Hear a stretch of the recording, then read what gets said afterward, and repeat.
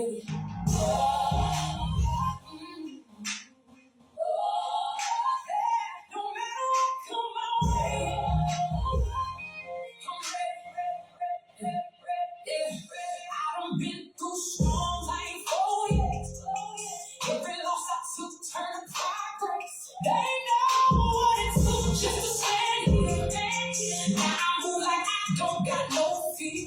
I was tested, I was pushed to the edge.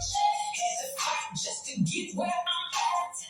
Now I'm stronger, I'm built for the pressure. I don't break, I get better. No matter what comes, I know I'm built for this. Ready for whatever, bring it on. I can stand 10 toes strong. Through the fire, through the rain. I adapt, maintain. Ready for whatever, no fear. I'm built to be right here. Every challenge I face, I turn it into my place. I panic when the pressure hits. I stay calm, I get through it. Every setback set up for more. Now I'm opening every door. They might doubt, they might talk, but they never walk my walk. Everything I had to survive, baby, who I am inside. I don't run, I don't hide. I stand firm every time. Ready for whatever, bring it on. I can stand it 10 toes strong. Through the fire, through the rain.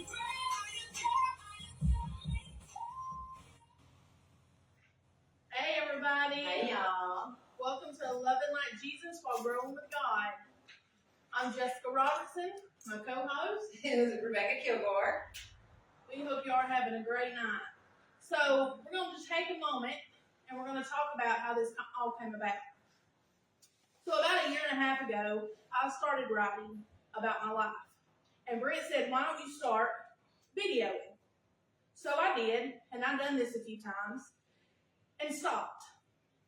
And Brent was on me. He was like, I just think you need to keep going. You just need to keep doing this. And I was like, well, I don't want to do it by myself. So I prayed and I prayed. And I was like, God, just please send me somebody that is bold, somebody that is grounded and knows the word and knows you. And well, he did. My sister Rebecca. And we are so excited. She made me cry right off the rip. It's okay. It's okay. So we are so excited about this. And I want to get into a little bit about what this is actually about. So this tells people that this is a soft place, but also a stretching place. Not shallow encouragement, but transformation. This isn't about pretending we all have it together. This is about learning how to love like Jesus while still being in the process of growth ourselves. The heart of this live stream is there are so many people who love God, but still feel wounded, stuck, overlooked, rejected, or exhausted. And somehow, along the way, many people started believing growth means perfection. I'm not perfect. I'm not. I'm not either. Far, far from it. We're growing daily. But growth with God is not perfection, it's surrender. This live stream is for the people who are growing slowly, healing slowly, trusting again slowly, but refusing to quit. Yes. Ooh. Man, sister.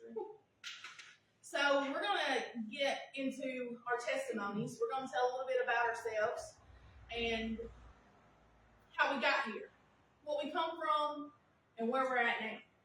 And like I said, I'm still growing, you're still growing, and we need God, we need Jesus every day. So, you want to start? Every minute of it. Yes. You want to start your testimony? I can. My name is Rebecca. And I moved to Alabama from Mississippi. That's where I hail from. My testimony has so many different parts to it.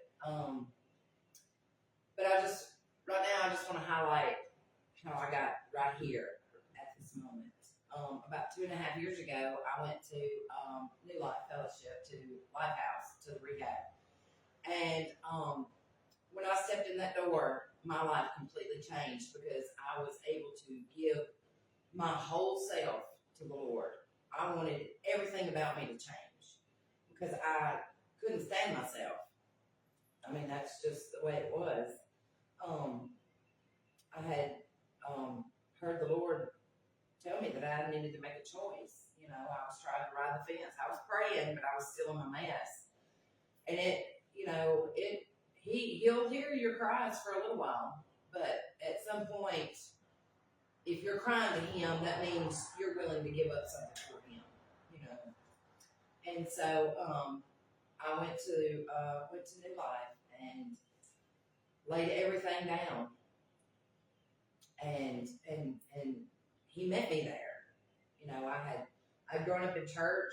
You know, my daddy was a preacher, and I rode on that coattail for a long time, thinking that, you know, that was where, you know, I knew there was more to life than what I had learned in church, but turns out I hadn't learned anything except a few Bible stories, you know, because and I was thinking about that this morning. You know, I thought confession meant repentance. You know, I mean, I've learned so much over the last 2.5 years. And I have fallen short a few times since then, but in December I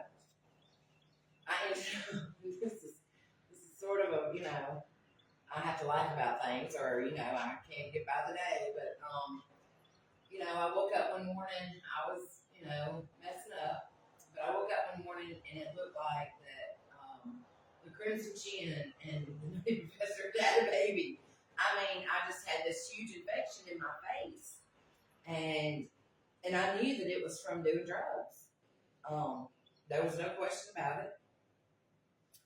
This whole time, though, I'd been praying, Lord, help me. I don't want to get high. Lord, just whatever it takes, Lord, help me. And I think that was, you know, I know it was. That was his way of saying, okay, I'm giving you a way right now to be able to quit. And when that doctor walked in that emergency room and told me that if I didn't stop doing meth, that I was going to die because it was eating my body alive, I made a choice right then and there. That was where God was saving my life. You know, he had done it many times before, and I had, you know, I lost everything I owned time after time again, and I had, you know, my children had walked away from me, you know, time and time again. But it took a stranger walking in this door and telling me this. That was the Lord speaking straight to me, and I knew that. And that's where my life turned around. That's where I started giving myself wholly to the Lord. And that's where I had decided that willpower was something that I could achieve too. Because if, you know, it's not just a fruit of the Spirit and named in the Bible, it's something that can be achieved, you know. I've never had willpower before, but I knew that with the help of the Lord, he parted the Red Sea, he can help me say no to things, you know. So, ever since then, I press in more and more every day because I just want more and more of him, because that's the only way that I know how to live now. And I don't know what else to say, but I've got a lot more to say, but I'm going to let you go now. Well, and always remember, just like we talked this morning, you have a purpose. Yes. You have a purpose, and look what you're doing. Yes. Look what we're doing. We're going out. Yeah. We're going. We're you know, he's using us as vessels. Yes. And and I had always felt like I had a purpose. You know, I didn't think I was just here to take up good oxygen. You know, I'd always felt a purpose, but I couldn't get past shame, and I hated myself for a long time because of things that I had, you know, choices that I had made. And